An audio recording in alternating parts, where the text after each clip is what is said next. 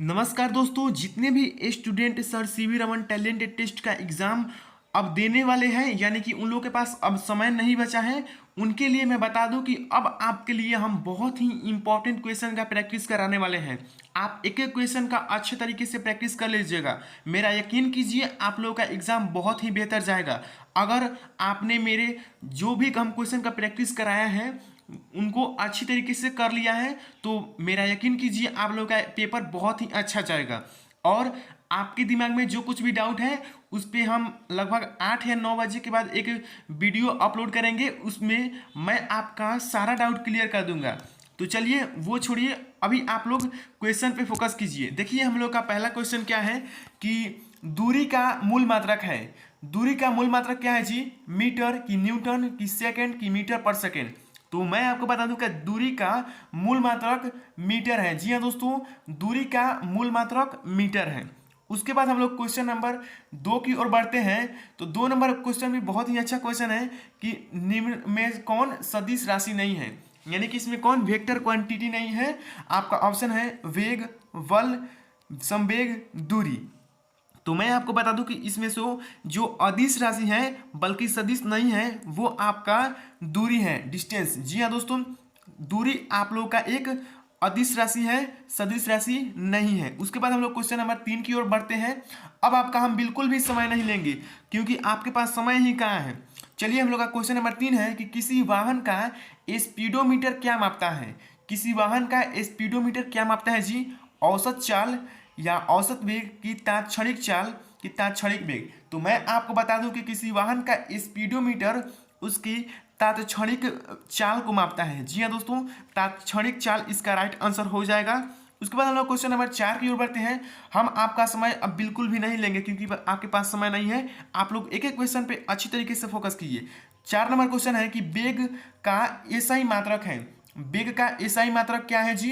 तो मैं आपको बता दूं कि वेग का एसआई मात्रक होता है मीटर पर सेकेंड। जी हाँ दोस्तों, इसका right answer option number A metre per second हो जाएगा। चलिए हम लोग क्वेश्चन नंबर 5 की ओर बढ़ते हैं। क्वेश्चन नंबर 5 भी बहुत ही अच्छा क्वेश्चन है कि चाल का मूल मात्रक क्या है। चाल का मूल मात्रक क्या है? 1 kilometre per hour, metre per second, metre minute, kilometre per minute. तो मैं आपको बता दूं कि इसका राइट आंसर होगा मीटर पर सेकेंड। ये मिस टाइप हो गया है, इसका सही टाइप होना चाहिए मीटर पर सेकेंड। तो इसका राइट आंसर ऑप्शन बी हो जाएगा।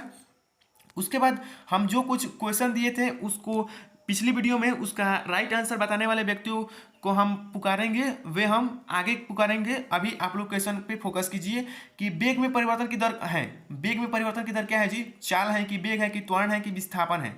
तो मैं आपको बता दूं कि वेग में परिवर्तन की दर आपका त्वरण कहलाता है। जी हाँ दोस्तों, त्वरण इसका right answer option number C हो जाएगा। उसके बाद हम लोग क्वेश्चन नंबर 7 की ओर बढ़ते हैं कि निम्न में कौन सदिश राशि है। इसमें से आपको वेक्टर क्वांटिटी कौन है वो बताना है। द्रव्यमान, विस्थापन, दूरी, चाल। तो इसमें से आपका जो वेक्टर क्वांटिटी है वो है आपका विस्थापन। जी हाँ दोस्तों, विस्थापन आपका एक सदिश राशि है। उसके बाद हम लोग क्वेश्चन नंबर 8 की ओर बढ़ते हैं। क्वेश्चन नंबर 8 भी बहुत अच्छा क्वेश्चन है कि वेग कैसी राशि है। वेग कैसी राशि है जी?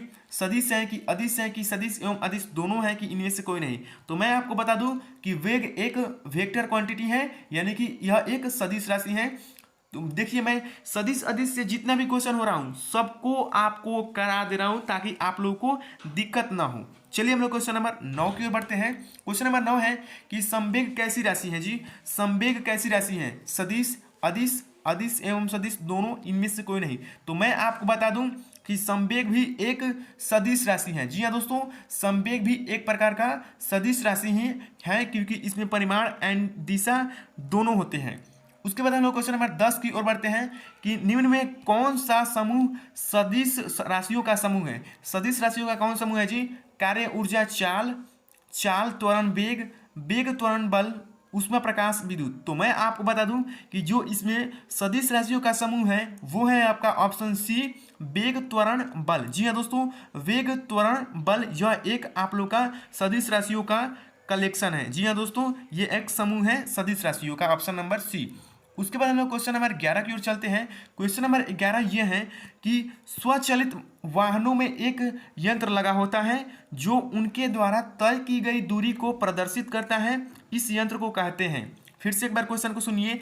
ये क्वेश्चन इस साल के लिए आप लोग वीवीआई कर लीजिएगा। जी हाँ दोस्तों, कि स्वचालित वाहनों में एक यंत्र लगा होता है जो उनके द्वारा तय की गई दूरी को प्रदर्शित करता है। इस यंत्र को कहते हैं, क्या कहते हैं जी? ओडोमीटर, स्पीडोमीटर, थर्मामीटर की इनमें से कोई नहीं। तो मैं आपको बता दूं कि वो जो होता है वो आपका होता है ओडोमीटर। जी हाँ दोस्तों, ओडोमीटर होता है। सॉरी सॉरी सॉरी, इसका राइट आंसर ये नहीं होगा, स्पीडोमीटर होगा। जो मैं आपको पहले भी क्वेश्चन में कराया है कि वो स्पीडोमीटर होता है जो वाहनों के तय की गई दूरी को प्रदर्शित करता है। उसके बाद हम लोग क्वेश्चन नंबर 12 को देखते हैं कि सरल रेखीय गति का उदाहरण है, यानी कि सरल रेखीय गति का उदाहरण कौन है जी? आपका ऑप्शन है सरल लोलक की गलित, सड़क पर कार की गति, सूर्य के चारों ओर पृथ्वी की गति, कि इनमें से कोई नहीं। तो मैं आपको बता दूं कि ये जो सरल रेखीय गति होती है वो आपका होता है सूर्य के चारों ओर पृथ्वी की गति। यही आपका सही आंसर है। उसके बाद हम लोग का क्वेश्चन नंबर 13 की ओर बढ़ते हैं। क्वेश्चन नंबर 13 है कि इकाई समय में निश्चित दिशा में तय की गई दूरी है। इकाई समय में निश्चित दिशा में तय की गई दूरी क्या है जी? चाल है कि वेग है कि विस्थापन है कि त्वरण है? तो मैं आपको बता दूं कि इकाई समय में निश्चित दिशा में तय की गई दूरी आपका विस्थापन नहीं वेग है। जी हाँ दोस्तों, वेग है, इसका राइट आंसर वेग होगा। इकाई समय में निश्चित दिशा में तय की गई दूरी को हम लोग वेग कहते हैं। आप लोग कंफ्यूज मत होइएगा, इसका राइट आंसर ऑप्शन बी हो जाएगा। देखिए गाइज, हम क्वेश्चन का आंसर बताते हैं तो एक दो का क्वेश्चन का आंसर गलत हो जाता है तो आप लोग उसे हमें कमेंट में बता दीजिए। हम सभी बच्चों को बता देंगे कि उसका राइट आंसर वो होने वाला है। ये हमें अच्छा लगता है। तो आप लोग, यार हम भी इंसान हैं, हमसे भी गलतियां हो सकती हैं। ऐसा बात नहीं है कि हम सभी क्वेश्चन का आंसर सही बताएं, बट एक दो क्वेश्चन गलत होता है, सभी क्वेश्चन को हम गलत नहीं बताते हैं। क्वेश्चन नंबर 14 है कि निश्चित दिशा में वस्तु द्वारा तय की गई दूरी है। निश्चित दिशा में वस्तु द्वारा तय की गई दूरी है चाल, वेग, विस्थापन, त्वरण। तो मैं आपको बता दूं कि निश्चित दिशा में वस्तु द्वारा तय की गई दूरी है वो आपका विस्थापन है। तो इसका राइट आंसर विस्थापन हो जाएगा। उसके बाद हम लोग क्वेश्चन नंबर 15 की ओर बढ़ते हैं कि यदि दो राशियों का परस्पर ग्राफ सरल रेखा हो तो दोनों राशियां अचर होती हैं, बराबर होती हैं, अनुक्रमानुपाती होती हैं कि व्युत्क्रमानुपाती होते हैं। तो मैं आपको बता दूं कि यदि दो राशियों का परस्पर ग्राफ सरल रेखा हो तो दोनों राशियां अनुक्रमानुपाती होती हैं। जी हाँ दोस्तों, अनुक्रमानुपाती होते हैं या कहें तो समानुपाती होती हैं। क्वेश्चन नंबर 16 की ओर बढ़ते हैं कि विस्थापन की दर है। विस्थापन की दर क्या है जी? चाल है कि त्वरण है कि वेग है कि दूरी है? तो मैं आपको बता दूं कि विस्थापन की दर को हम लोग वेग कहते हैं। तो इसका राइट आंसर वेग हो जाएगा। चलिए हम लोग नेक्स्ट क्वेश्चन 17 नंबर की ओर चलते हैं। एक समान गति की अवस्था में त्वरण होता है। एक समान गति की अवस्था में त्वरण होता है शून्य, धनात्मक, ऋणात्मक, इनमें से कोई नहीं।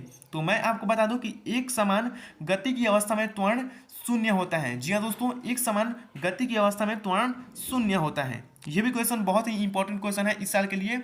18 नंबर क्वेश्चन है कि ऋणात्मक त्वरण क्या कहलाता है? ऋणात्मक त्वरण क्या कहलाता है जी? त्वरण, मंदन, चाल, विस्थापन।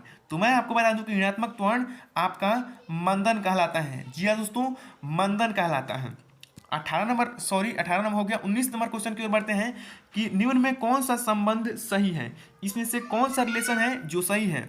चाल समय, दूरी चाल, दूरी बराबर चाल माइनस समय। तो मैं आपको बता दूं कि इनमें से जो सही रिलेशन है वो आपका दूरी चाल है। जी हाँ दोस्तों, दूरी चाल इसमें सही संबंध है।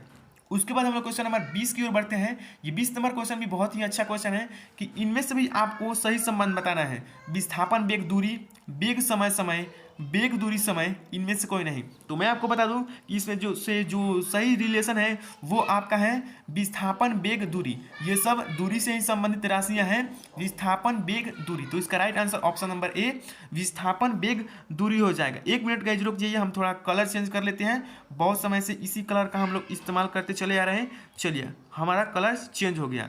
उसके बाद हम लोग क्वेश्चन नंबर नेक्स्ट की ओर बढ़ेंगे। तो उसके बाद हम लोग का क्वेश्चन नंबर 21 है कि निम्न में किन राशियों का, देखिए यहाँ पर मिस टाइप हो गया है, यहाँ पर एसआई मात्रक कह रहा है, यानी कि कौन सी राशियां हैं या इसमें जो ऑप्शन में दिया गया है कि उनका एसआई मात्रक समान होता है। आपका ऑप्शन है चाल और वेग, त्वरण और विस्थापन, बल और संवेग, इनमें से कोई नहीं। तो मैं आपको बता दूं कि ये जो आपका चाल और वेग होता है, जी हाँ दोस्तों, हम चाल और वेग की बात कर रहे हैं कि इन दो राशियों का ईसाई मात्रक समान होता है। तो इसका राइट आंसर ऑप्शन नंबर ए हो जाएगा।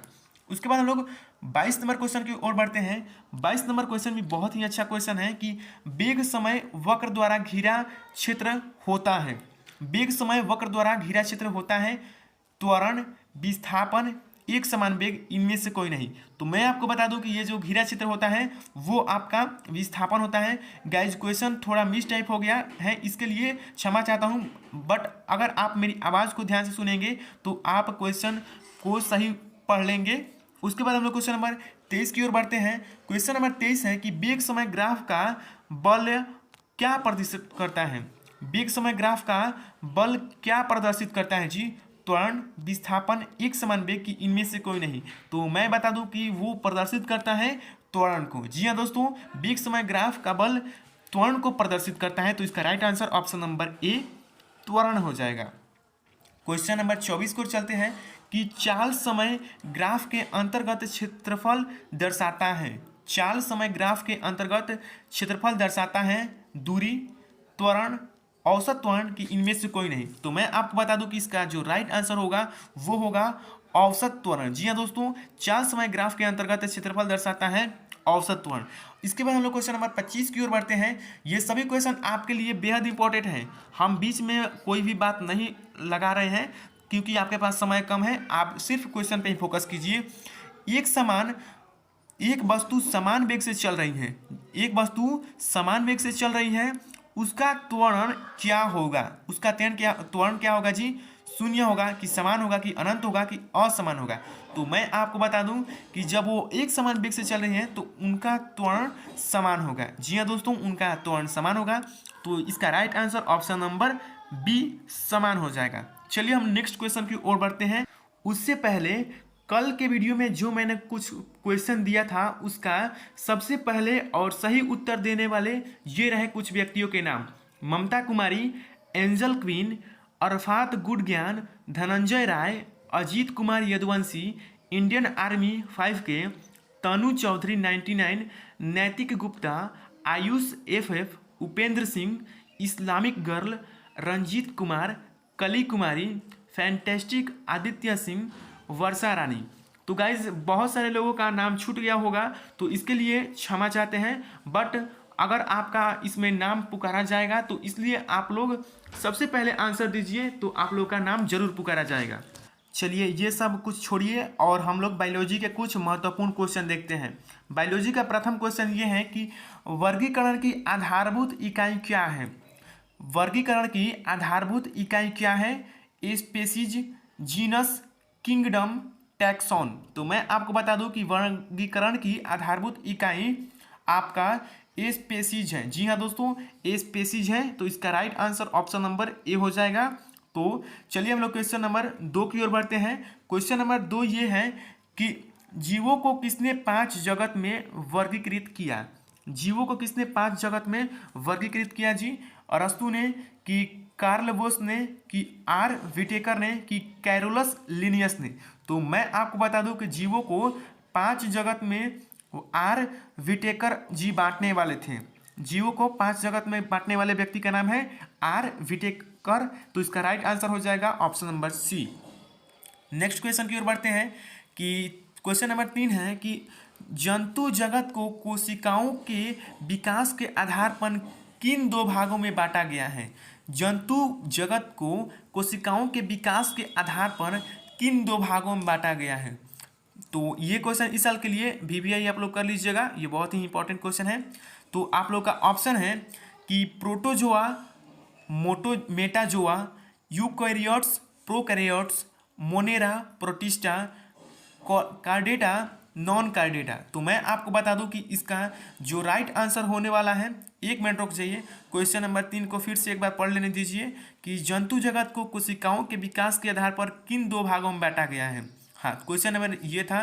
तो मैं आपको बता दूं कि ये जो 2 भागों में बांटा गया है वो आपका होता है यूकैरियोटिक्स एंड प्रोकैरियोट्स। जी हाँ दोस्तों, इन्हीं 2 भागों में बांटा गया है। तो इसका राइट आंसर नंबर बी हो जाएगा।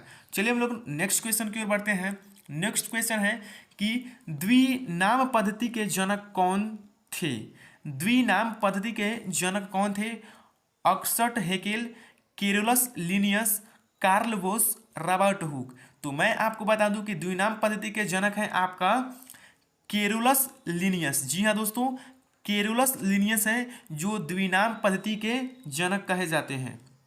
क्वेश्चन नंबर 5 की ओर बढ़ते हैं कि प्रकाश संश्लेषण करने वाले एक कोशिकीय यूकैरियोट जीव को आप किस जगत में रखेंगे? ये क्वेश्चन भी इस साल के लिए आप लोग वीवीआई कर लेंगे कि प्रकाश संश्लेषण करने वाले एक कोशिकीय यूकैरियोटी जीव को आप किस जगत में रखेंगे? Monera, fungi, Plantae, protista. तो मैं आपको बता दूं कि आप ये जो जीव हैं तो आप इन जीवों को आप लोग प्रोटिस्टा की जगत में रख सकते हैं। जी हाँ दोस्तों, प्रोटिस्टा के जगत में आप लोग रख सकते हैं। तो इसका right answer option number D हो जाएगा। क्वेश्चन नंबर 6 की ओर बढ़ते हैं कि जंतु जगत का सबसे विकसित समूह कौन सा है? आपका ऑप्शन है रेप्टिलिया, पक्षी वर्ग, मत्स्य वर्ग, स्तनधारी वर्ग। तो ये जो सबसे विकसित वर्ग है वो है आपका मत्स्य वर्ग। जी हाँ दोस्तों, जंतु जगत का सबसे विकसित समूह कोई है तो वो है आपका मत्स्य वर्ग।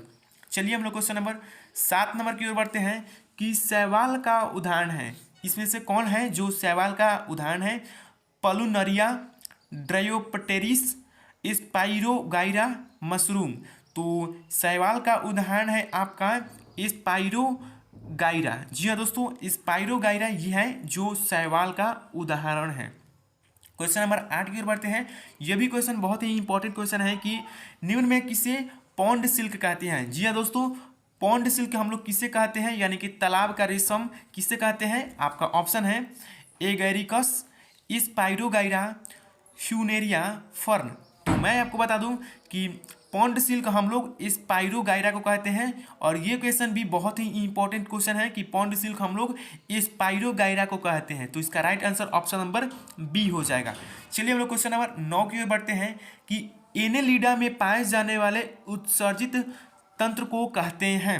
ऑप्शन है गुर्दा, नेफ्रिडिया, ऑस्टियोल, एस्पेरिकिल।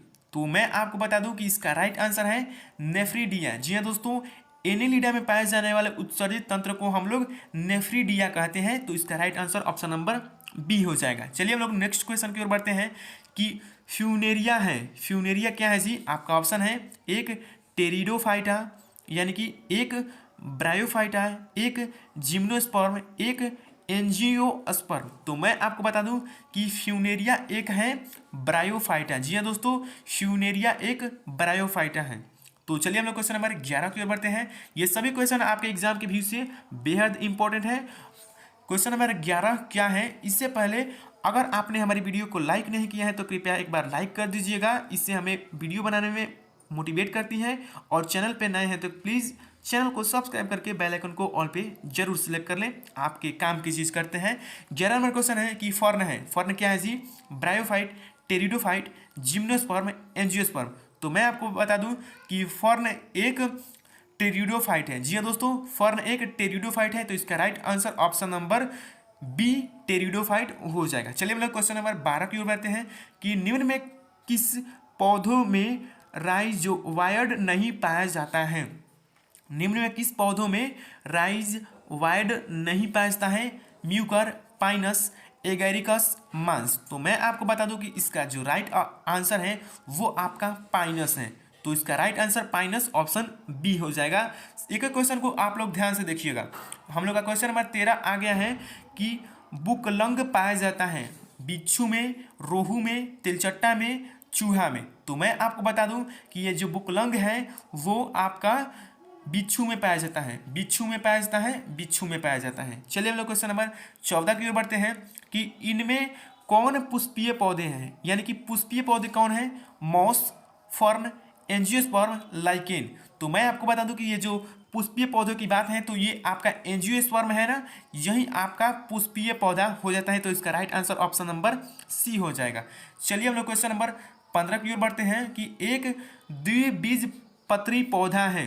एक द्विबीजपत्री पौधा कौन है जी? धान, मक्का, बाजरा, गुड़हल। तो मैं आपको बता दूं कि द्विबीजपत्री पौधा है ये आपका गुड़हल। जी हाँ दोस्तों, गुड़हल एक प्रकार का द्विबीजपत्री पौधा है। चलिए हम लोग क्वेश्चन नंबर 20 की ओर बढ़ते हैं। क्वेश्चन नंबर 20 भी बहुत ही अच्छा क्वेश्चन है कि सरलतम पौधों को किस वर्ग में रखा गया है, यानी कि सरल जो बहुत ही सरल पौधा है उसको किस श्रेणी में रखा गया है। आपका ऑप्शन है थैलोफाइटा, ब्रायोफाइटा, टेरिडोफाइटा, फैनरोगैम। तो मैं आपको बता दूं कि ये जो सरल है वो आपको थैलोफाइटा में देखने को मिल जाएगा। सरलतम पौधों को हम लोग थैलोफाइटा की श्रेणी में रखते हैं। क्वेश्चन नंबर 17 क्या है।